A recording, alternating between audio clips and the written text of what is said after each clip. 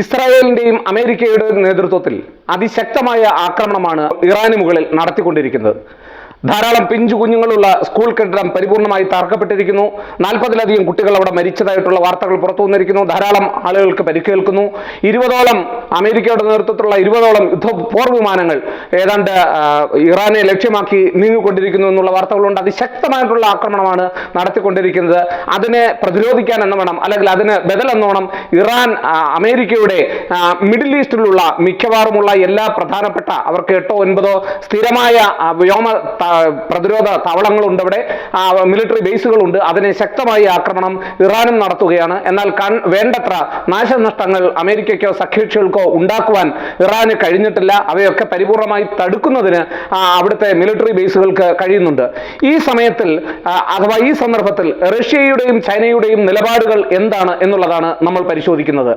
Russia നമുക്കറിയാം, ഒരുപക്ഷെ ഉക്രൈന് എതിരെയുള്ള പോരാട്ടം നടത്തിക്കൊണ്ടിരിക്കുന്ന റഷ്യ സൈനികപരമായി വളരെ വെല്ലുവിളികൾ നേരിടുന്ന ഒരു സമയം കൂടിയാണ് ഇത്. മാത്രമല്ല, ഇസ്രായേലിനെയും ഇറാനെയും ഒരേപോലെ ബാലൻസ് ചെയ്ത് കൊണ്ടുപോകുവാൻ പരമാവധി പരിശ്രമിക്കുകയാണ് പുടിൻ. അതുകൊണ്ട് തന്നെ ഏതെങ്കിലും തരത്തിലുള്ള വലിയ പിന്തുണ ഇറാന് നൽകുകയോ അതുപോലെ തന്നെ ഇസ്രായേലിന് വലിയ പ്രതിരോധം സൃഷ്ടിക്കുകയോ റഷ്യ ചെയ്യുന്നില്ല എന്നുള്ളതാണ് വാസ്തവം. ലോകം 2026 ഒരു ബഹുധ്രുവ ലോകക്രമം എന്നൊക്കെ നമ്മൾ പറയും. കാരണം 1991 വരെ ലോകം ഒരു മൾട്ടിപോളാർ വേൾഡ് ആയിരുന്നു. അമേരിക്കയുടെയും റഷ്യയുടെയും നേതൃത്വത്തിലുള്ള ശീതസമര കക്ഷികൾ അഥവാ സോവിയറ്റ് യൂണിയന്റെ നേതൃത്വത്തിലുള്ള ശീതസമരം നടത്തിയിരുന്ന കക്ഷികളാണ് നിയന്ത്രിച്ചിരുന്നെങ്കിൽ 1901 ശേഷം ലോകം പരിപൂർണമായും അമേരിക്കയുടെ നിയന്ത്രണത്തിലുള്ള ഏകധ്രുവ ലോകക്രമത്തിലേക്ക് മാറി. പിന്നീട് അത് ബഹുധ്രുവ ലോകക്രമം എന്നൊക്കെ നമ്മൾ പൊതുവെ പറയുമെങ്കിലും ആഭ്യന്തര സംഘർഷങ്ങളും യുദ്ധങ്ങളും ലോക സംഘർഷങ്ങളും ഒക്കെ സംജാതമാകുന്ന സാഹചര്യത്തിൽ പരിശോധിച്ചാൽ അതൊരു യൂണിലാറ്ററൽ ആയിട്ടുള്ള അമേരിക്കയും തങ്ങളുടെ സഖ്യകക്ഷികളുടെ ഇംഗിതത്തിനനുസരിച്ച് ലോകക്രമത്തിൽ എവിടെയും ഇടപെടുന്ന ഒരു സാഹചര്യമാണ് നിലവിലുള്ളത് എന്ന് നമുക്ക് കാണാം. അതുകൊണ്ട് തന്നെ റഷ്യ ഈ നിലപാടിൽ ക്ഷീണിച്ചിരിക്കുന്ന റഷ്യയെ സംബന്ധിച്ചിടത്തോളം ഈ നിലപാടിൽ പ്രത്യക്ഷമായി അവർ ഇറാനെ ഏതെങ്കിലും തരത്തിൽ പിന്തുണയ്ക്കുകയോ അതുപോലെ തന്നെ ശക്തമായി ഇസ്രായേലിനെ സൈനികപരമായി ചെറുക്കുന്നതിന് വേണ്ടിയുള്ള പിന്തുണ നൽകുകയോ ചെയ്യുമോ എന്നുള്ള കാര്യത്തിൽ ഒരു സംശയം വേണ്ട. അതിനുള്ള സാധ്യത വളരെ കുറവാണ്. മാത്രമല്ല, റഷ്യൻ പ്രസിഡന്റ് ഇതിനോടകം തന്നെ നിലപാട് വ്യക്തമായി കഴിഞ്ഞു. അമേരിക്കയുടെ ആക്രമണം എന്ന് പറയുന്നത് നീതീകരിക്കത്തക്കതല്ല എന്നും ചേർക്കപ്പെടേണ്ടതാണെന്നും അത് അമേരിക്ക കൂടുതൽ ലോകത്തെ സംഘർഷത്തിലേക്ക് നയിക്കുകയാണ് എന്നുള്ള പ്രസ്താവനകളാണ് റഷ്യയിൽ നിന്ന് വന്നുകൊണ്ടിരിക്കുന്നത്. ചൈനയെ സംബന്ധിച്ചിടത്തോളം ചൈന കലക്കവെള്ളത്തിൽ മീൻ പിടിക്കുന്ന ഒരു പരിപാടിയാണ് ഇപ്പോൾ ചൈന നടത്തിക്കൊണ്ടിരിക്കുന്നത്. ഇറാനുമായി സൈനിക സഖ്യം ഏതാണ്ട് 25 വർഷത്തേക്കുള്ള സൈനിക സഖ്യം അവർ ഈ അടുത്ത കാലത്താണ് ഒപ്പുവെച്ചത്.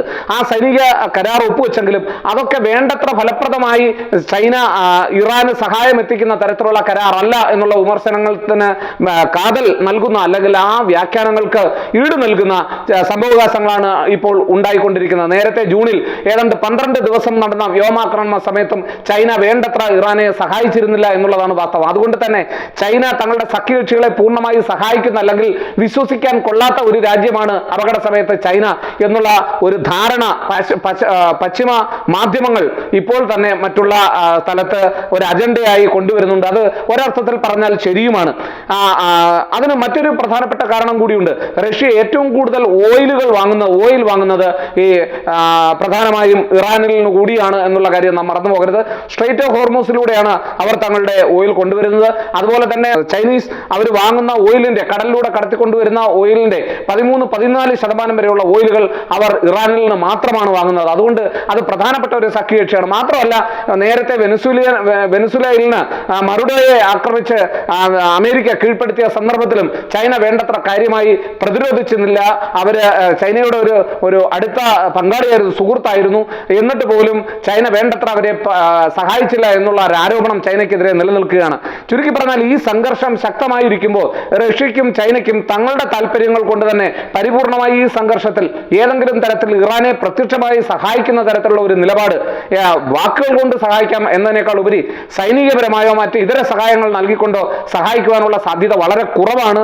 അതിന് രണ്ട് രാജ്യങ്ങളുടെയും ഭൗമ സാഹചര്യങ്ങൾ അങ്ങനെ നിലനിൽക്കുന്നു, തന്ത്രപരമായ സാഹചര്യങ്ങൾ അങ്ങനെ നിലനിൽക്കുന്നു. അത് ഏറ്റവും വലിയ വെല്ലുവിളിയായി നിലനിൽക്കുന്നു എന്നുള്ളതാണ്. ലോകം വളരെ വലിയ ഒരു സംഘർഷത്തിലേക്കാണ് ഇപ്പോൾ പോയിക്കൊണ്ടിരിക്കുന്നത്. അമേരിക്കയും ഇസ്രായേലിനെ സംബന്ധിച്ചിടത്തോളം തങ്ങൾക്ക് 3 പ്രധാനപ്പെട്ട ലക്ഷ്യങ്ങളാണ് ഈ മേഖലയിലുള്ളത്. ഒന്ന്, തങ്ങളുടെ ഇസ്രായേലിന് വെല്ലുവിളി ഉയർത്തിക്കൊണ്ടുവരുന്ന ഇറാന്റെ ന്യൂക്ലിയർ പദ്ധതിയെയും ബാലിസ്റ്റിക് മിസൈൽ പദ്ധതിയെയും പരിപൂർണമായി ഇല്ലായ്മ ചെയ്യുക എന്നുള്ള വലിയ ലക്ഷ്യം അവർ പ്രഖ്യാപിച്ചു കഴിഞ്ഞു. അതുപോലെ തന്നെ രണ്ടാമത്, അവിടെയുള്ള അയത്തുള്ള ഖമേനിയുടെ നേതൃത്വത്തിലുള്ള ഭരണ സംവിധാനത്തെ പൂർണ്ണമായി അട്ടിമറിച്ചുകൊണ്ട് ആ ഭരണ സംവിധാനത്തെ പൂർണ്ണമായും അധികാരത്തിലുള്ള തുടച്ചു നീക്കുക. ഇത് ഏറ്റവും വലിയൊരു അനുകൂലമായ ഒരു സാഹചര്യമാണ്. ഖമേനിക്കെതിരെ അവിടെ ആഭ്യന്തരമായിട്ടുള്ള വെല്ലുവിളികൾ ഉയർന്നു വന്നിട്ടുണ്ട്, പ്രതിഷേധം ഉണ്ടായിട്ടുണ്ട്. അതുപോലെ തന്നെ രാജ്യം ആഭ്യന്തരമായി സാമ്പത്തികപരമായും ഒക്കെ ധാരാളം വെല്ലുവിളി നേരിടുന്ന ഒരു സാഹചര്യമാണ്. അവിടെ അമേരിക്കയുടെ സാങ്ഷനെ തുടർന്ന്, ഉപരോധത്തെ തുടർന്ന് സാമ്പത്തികപരമായി ഇറാൻ ഉഴലുന്ന ഒരു സന്ദർഭം കൂടിയാണ്. ഈ സന്ദർഭത്തിൽ പരിപൂർണമായി ആ പ്രതിഷേധങ്ങൾ, ഖമേനിക്കെതിരെയുള്ള പ്രതിഷേധങ്ങളെല്ലാം മുതലെടുത്തുകൊണ്ട് ആ ഭരണ സംവിധാനത്തെ അവിടെ അട്ടിമറിച്ചുകൊണ്ട് അവിടെ അമേരിക്കയുടെയും ഇസ്രായേലിന്റെയും നീതത്തിനുള്ള ഒരു സർക്കാരിനെ പ്രതിഷ്ഠിക്കുക എന്നുള്ള ഒരു ലക്ഷ്യം ഉണ്ട്. ഇപ്പോൾ അമേരിക്കയും ഇസ്രായേലും നടത്തിയ ആക്രമണങ്ങളൊക്കെ അവരുടെ നേതൃത്വത്തിനെ ലക്ഷ്യം വെച്ചുകൊണ്ടുള്ളതാണ് എന്നുള്ളത്, അതായത് ഇറാന്റെ നേതൃത്വത്തെ ലക്ഷ്യം വെച്ചുകൊണ്ടുള്ളതാണ് എന്നുള്ളത് തെളിയിക്കുന്നതാണ് നടന്നിട്ടുള്ള ആക്രമണങ്ങൾ തന്നെ. ഇന്ത്യ അവിടെയുള്ള എംബസികൾ നിർദ്ദേശം നൽകി കഴിഞ്ഞു. നമ്മുടെ പൗരന്മാരോട് സുരക്ഷിതരായിരിക്കാനുള്ള നിർദ്ദേശമാണ് നമ്മൾ നൽകി കഴിഞ്ഞിട്ടുള്ളത്. എന്തായാലും ഈ യുദ്ധം തുടരുക തന്നെ ചെയ്യും.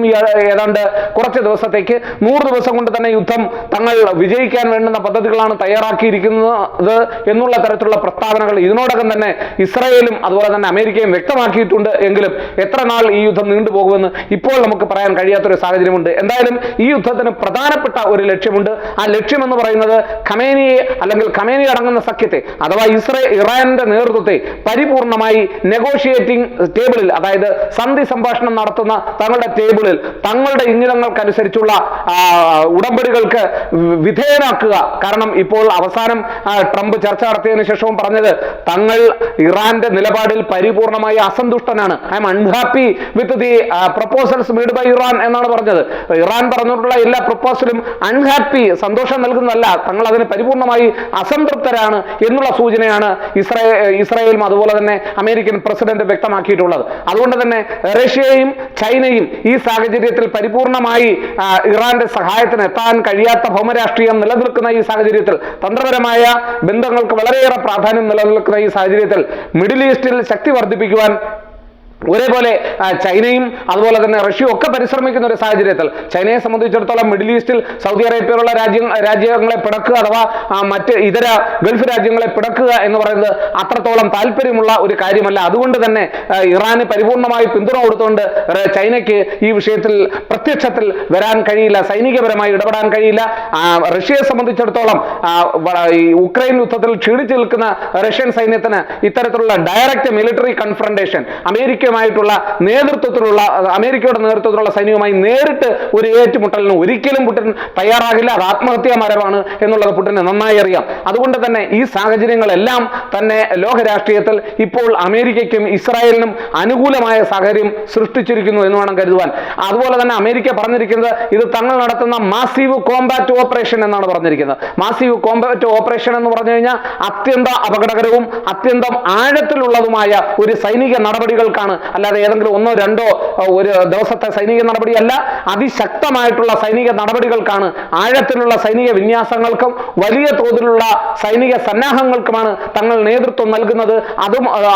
അതുവഴിയുള്ള ആക്രമണമാണ്, അല്ലെങ്കിൽ അത്രയും വലിയ വിശാലമായ ആക്രമണ പദ്ധതികളാണ് തങ്ങൾ ഒരുക്കിയിരിക്കുന്നത് എന്നുള്ള സൂചനയാണ്. ഈ സാധാരണ മിലിറ്ററിയിൽ നമ്മൾ കോമ്പാറ്റന്റ് മിലിറ്ററി ഓപ്പറേഷൻ എന്ന് പറഞ്ഞാൽ അതിശക്തമായ സൈനിക സന്നാഹത്തോടെയുള്ള ആഴത്തിലുള്ള ആക്രമണം എന്നാണ് അർത്ഥമാക്കുന്നത്. അതുപോലെ തന്നെ ഓപ്പറേഷൻ ഫ്യൂരിക് എന്നൊക്കെ പറഞ്ഞിട്ട് അവർ ചില പേരുകൾ കൊടുത്തിട്ടുണ്ട്. ആ പേരിന്റെ അർത്ഥം എന്ന് പറയുന്നത് തന്നെ ഭയചകിതരായിരിക്കും, അതായത് ഭയത്തിൽ നിന്ന് കടുത്ത പ്രത്യാക്രമണം നടത്തുക എന്നുള്ളതാണ്.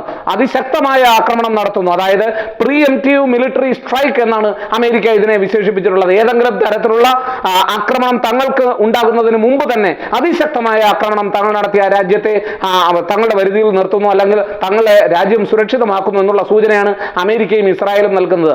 ആഭ്യന്തരമായി റഷ്യൻ ഇറാൻ ഏത് തരത്തിലുള്ള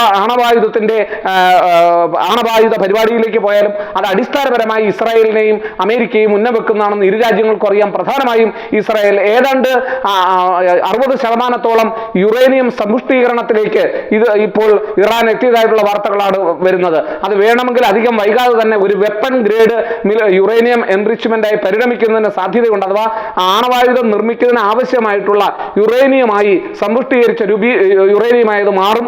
അതുകൊണ്ട് തന്നെ ഈ അപകടം മണത്തെറിഞ്ഞ ഇസ്രായേലും അമേരിക്കയും അയത്തുള്ള ഖമേനിയുടെ പ്രഖ്യാപിത നിലപാടുകൾക്കെതിരെ ശക്തമായിട്ടുള്ള ആ സർക്കാരിനെ പൂർണ്ണമായി ഇട്ടുമറിച്ചുകൊണ്ട് തീർച്ചയായിട്ടും ഇറാനെ ഈ പദ്ധതികളിൽ നിന്ന് പൂർണ്ണമായി നിരുത്സാഹപ്പെടുത്തും. അതിനുവേണ്ടി ഏതറ്റം വരെയും പോകും.